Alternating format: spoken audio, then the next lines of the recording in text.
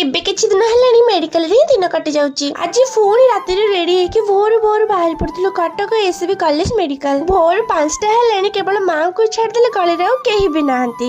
ଯିବା ବାଟରେ ମାଙ୍କୁ ଟିକେ ଦର୍ଶନ କରିଲୁ। ଆଉ ଏତେ ଭୋରୁ ଭୋରୁ ଆମେ ମାଙ୍କ ଦର୍ଶନ କରୁଛୁ ଯେ ମା ଭେଷ ବି ହେଇନାହାନ୍ତି। ଦେନ୍ ଆମେ ବାହାରି ପଡିଥିଲୁ 2.5ରୁ 3 ଘଣ୍ଟାର ଟ୍ରାଭେଲିଂ ରେ।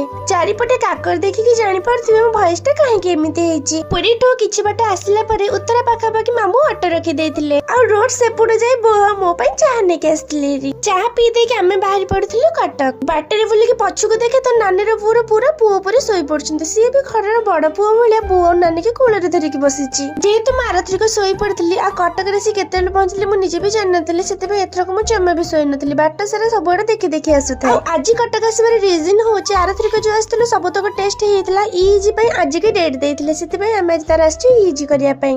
ମାମୁ ମୋର ଯୁଆଡେ ଯାଉଛନ୍ତି କଥାର ପୁଟୁଳି ଖୋଲି ଦଉଛନ୍ତି ଯେମିତି ସମସ୍ତଙ୍କୁ ଚାହିଁକି ବସିବେ। ଇଜି ପାଇଁ ଆମେ 8ରେ ଯାଇକି ପହଞ୍ଚି ଯାଇଥିଲୁ, କିନ୍ତୁ 10ଟା ହେଲାଣି ଏ ଯାଇକି ବି ତାର ଇଜି ହବାକୁ ନାହିଁ, ସେଥିପାଇଁ ସେ ମୋ କୋଳରେ ଶୋଇ ପଡିଥିଲା। ତ ଫାଇନାଲି 12ଟା ବେଳକୁ ତାର ନମ୍ବର ପଡିଲା ଆଉ 1ରେ ସେ ବାହାରକୁ ବାହାରିଲା। ଏତେ ସମୟ ବସି ବସି ଗୋଡ ହାତ ପୁରା ଲାଖି ଯାଇଥିଲା। ଏପଟେ ସିନା ଆମେ ସମସ୍ତେ ଥିଲୁ, ସେପଟେ କିନ୍ତୁ ବୋଉର ପୁରା ଏକେଲା ଥିଲେ। ଗଲା ବେଳକୁ ମା ପୁଅ ପୁରା ଚଟର ଭଳି ଆମକୁ ଅନେଇକି ବସିଛନ୍ତି। ତ ଇଜିର ରିପୋର୍ଟ ତ ଆଜି ଦେବେନି, ତା ପାଇଁ ବି ଗୋଟେ ଡେଟ୍ ଦେଲେ, ସେଥିପାଇଁ ଆମେ ବାହାରି ପଡିଥିଲୁ ଏବେ ପୁରୀ। ଆଉ ଏଇ ଯୋଉ ଲାଇନ ଟା ଦେଖୁନାହାନ୍ତି ଏଇଟା ଖାଇବା ପାଇଁ ଲାଗିଛି। ତ ଆମେ ପହଞ୍ଚି ଯାଇଥିଲୁ ଗୋଟେ ରେଷ୍ଟୁରାଣ୍ଟ ରେ। ମୁଁ ଅର୍ଡର କରିଦେଇଥିଲି ଭେଜ ବିରିୟାନୀ। ଯେହେତୁ ଆଜି ମୋର ଥିଲା ଗୁରୁବାର ତ ପିଓର ସାଧା ରେଷ୍ଟୁରାଣ୍ଟ କୁ ମାମୁ ନେଇ ଯାଇଥିଲେ।